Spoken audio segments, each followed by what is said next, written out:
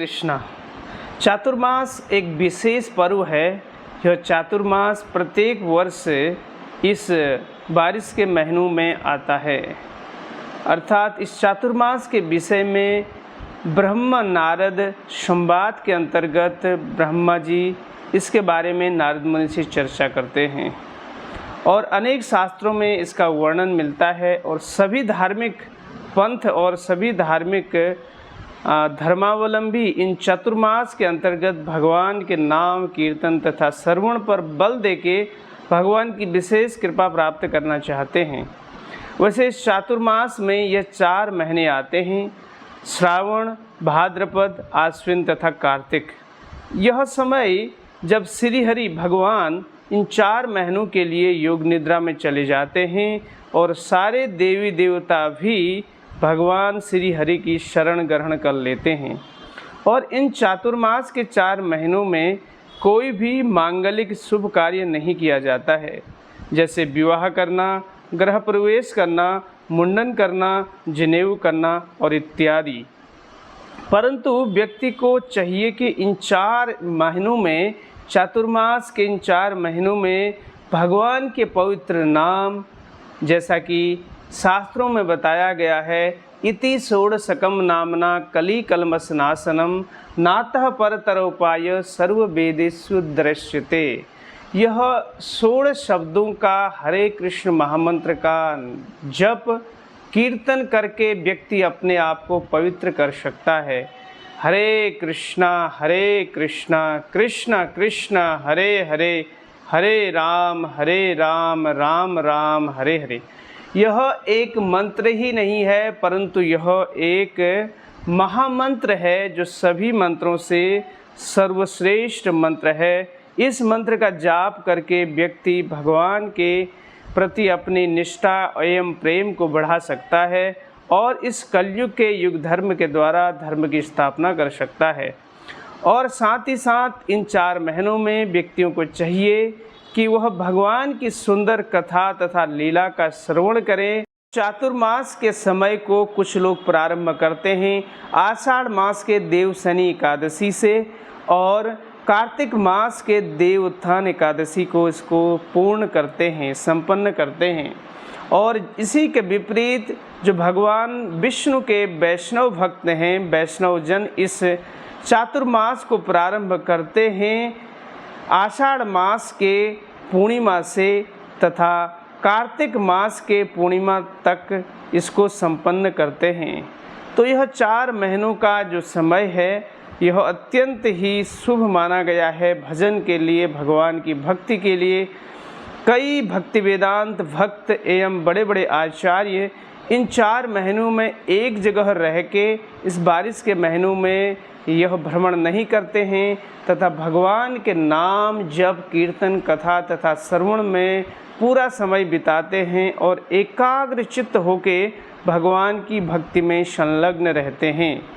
तो इन 4 महीनों में 4 वस्तुओं का वर्जन भी किया जाता है, वर्जित भी हैं। तो कब से यह 4 महीने प्रारंभ हो रहे हैं और इन 4 महीनों में कौन कौन सी वस्तु पदार्थ वर्जित है वो हम देखेंगे। सबसे पहला पदार्थ जो है इन 4 महीनों में, पहले महीने हरी पत्तेदार सब्जियों को वर्जित किया गया है। तो श्रावण मास प्रारंभ हो रहा है 21 जुलाई से 18 अगस्त तक और इस महीने में हरी पत्तियों का वर्जन किया गया है। अच्छा, हरी पत्तियों से बनने वाली सब्जियों का वर्जन किया गया है, वर्जित हैं। और अगला महीना होगा भाद्रपद, जो 19 अगस्त से 17 सितंबर तक रहेगा। इस महीने में दही का वर्जित बताया गया है, अर्थात दही को वर्जित किया गया है। इस महीने में दही नहीं लेना चाहिए। और तीसरा महीना प्रारंभ होता है आश्विन महीना। यह 18 सितंबर से 16 अक्टूबर तक इसका समय रहेगा और इस महीने में दूध को बंद किया जाता है, अर्थात दूध को वर्जित किया जाता है। और चौथा महीना आता है कार्तिक का, 17 अक्टूबर से 15 नवंबर तक। इस महीने में उड़द की दाल का वर्जन है, उड़द की दाल नहीं ली जाती है, इसका सेवन नहीं किया जाता है। तो इस प्रकार से 4 महीनों में यह शरीर के लिए एक तपस्या है। 4 पदार्थों का प्रत्येक महीने में एक एक करके इनको वर्जित किया गया है। और इसी के विपरीत भक्त लोग इन 4 महीनों में कुछ ऐसा संकल्प भी लेते हैं कि वह भगवान की भक्ति में बढ़ाने के लिए, अपने आप को आत्मा के स्तर से ऊपर उठाने के लिए अपनी माला जप की संख्या को बढ़ा लेते हैं, अपने स्वाध्याय को, भगवान के जो शास्त्रों को पढ़ते हैं उन्हें बढ़ा लेते हैं। वो डिसाइड करते हैं कि हर दिन उन्हें भागवतम का एक चैप्टर पढ़ना है या इतने श्लोक पढ़ने हैं।